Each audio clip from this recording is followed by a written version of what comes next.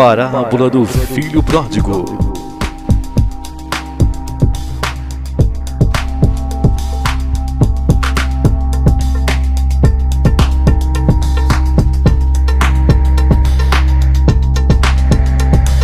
Lucas 15, do 11 ao 32.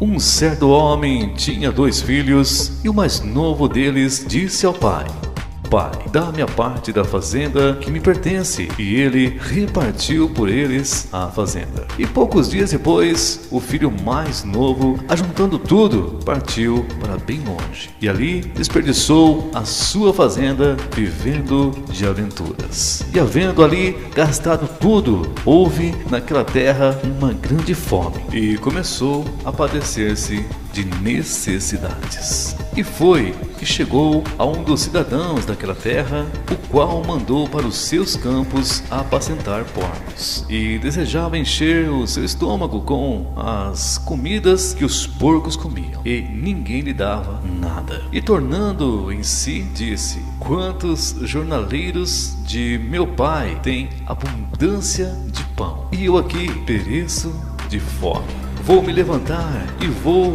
ter com meu pai. Pai, pequei contra o céu e perante ti, já não sou digno de ser chamado teu filho.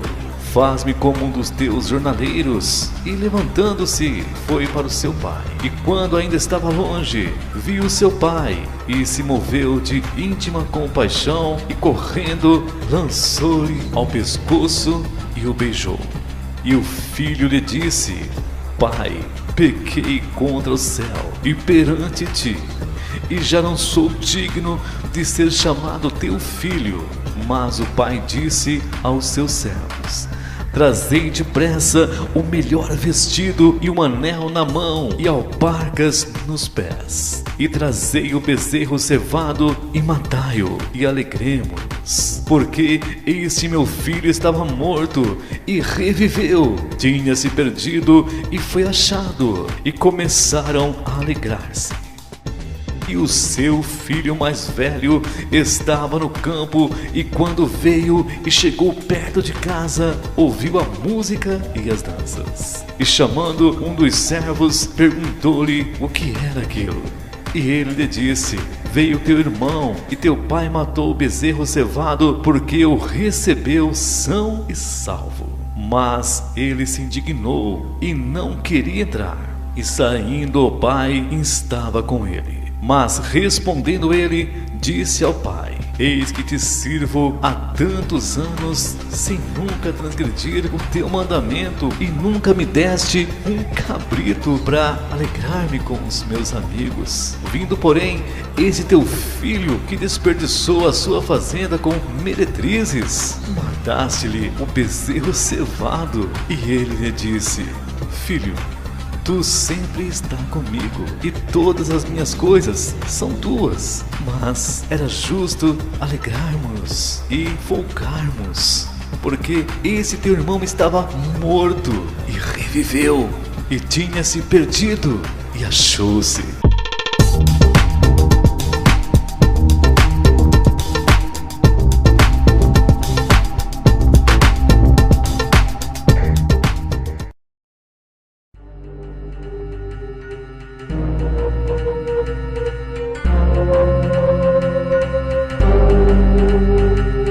A parábola do rico e do Lázaro.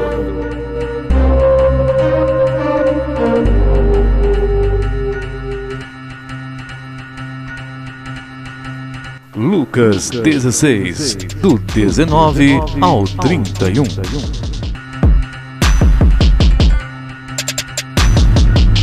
Havia um homem rico e vestia-se de púrpura e de linho finíssimo, e vivia todos os dias regalada e esplendidamente. Havia também um certo mendigo chamado Lázaro, que jazia cheio de chagas à porta daquele, e desejava alimentar-se com as migalhas que caíam da mesa do rico, e os próprios cães vinham lamber-lhe as chagas.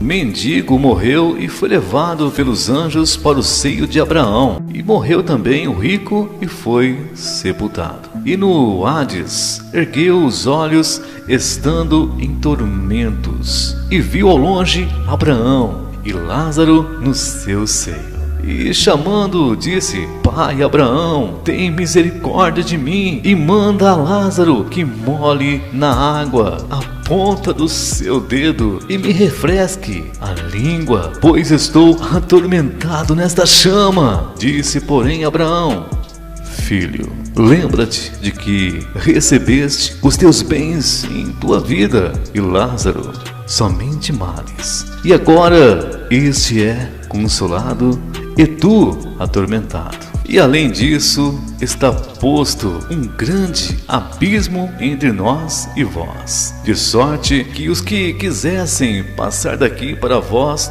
não poderiam, nem tampouco os de lá passar para cá. E disse ele: Rogo-te, pois, ó Pai, que o mandes à casa de meu pai, pois tenho 5 irmãos, para que lhes dê testemunho, a fim de que não venham também para este lugar de tormento.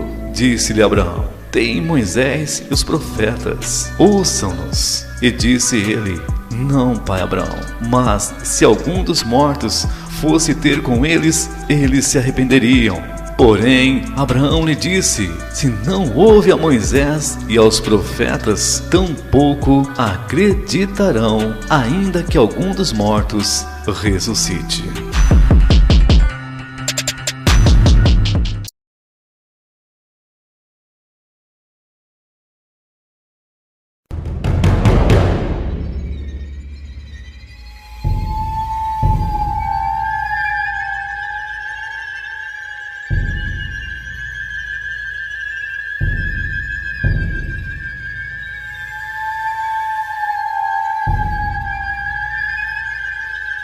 A arca do Deus vivente na terra dos filisteus.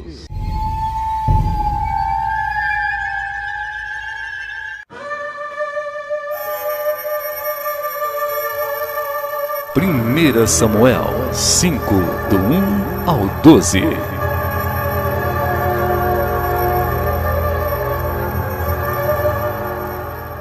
Os filisteus tomaram a arca de Deus e a trouxeram de Ebenezer a Asdote. E tomaram os filisteus a arca de Deus e a colocaram na casa de Dagom, e a puseram junto a Dagom. Levantando-se, porém, de madrugada, os de Asdod, no dia seguinte, eis que Dagom estava caído com o rosto em terra, diante da arca do Senhor Deus. E tomaram a Dagom e tornaram a pô-lo no seu lugar. E levantando-se de madrugada, no dia seguinte pela manhã, eis que Dagom jazia caído com o rosto em terra diante da arca do Senhor Deus. E a cabeça de Dagom e ambas as palmas das suas mãos cortadas sobre o limiar. Somente o tronco ficou a Dagom.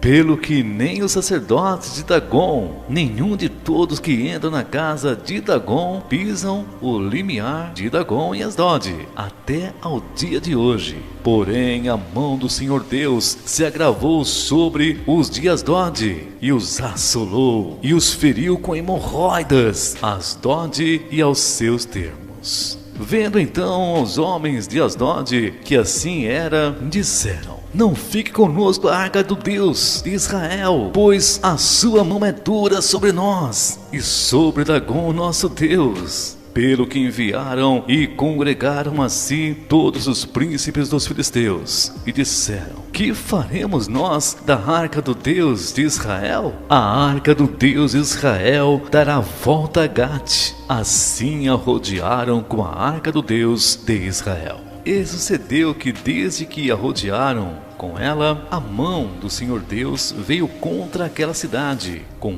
muito grande castigo. Pois feriu aos homens daquela cidade, desde o pequeno até ao grande, e tinham hemorroidas nas partes íntimas. Então enviaram a arca do Deus Jeová a Ecrom. Sucedeu, porém, que visto a arca do Deus Jeová a Ecrom, os de Ecrom exclamaram, dizendo: transportaram para mim a arca do Deus Israel, para me matarem, a mim e ao meu povo. E enviaram e congregaram a todos os príncipes dos filisteus. E disseram: enviai a arca do Deus Israel e torne para o seu lugar, para que não mate nem a mim, nem ao meu povo. Porque havia mortal castigo em toda a cidade, e a mão do Deus vivente muito se agravara ali. E os homens que não morriam eram tão feridos com hemorroidas que o clamor da cidade subia até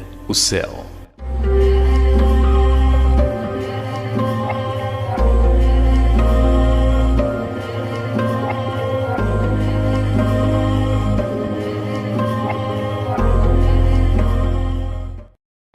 Se você gostou desse trabalho, se inscreva, aperte o sininho, compartilhe, pois alguém pode estar precisando de uma palavra amiga.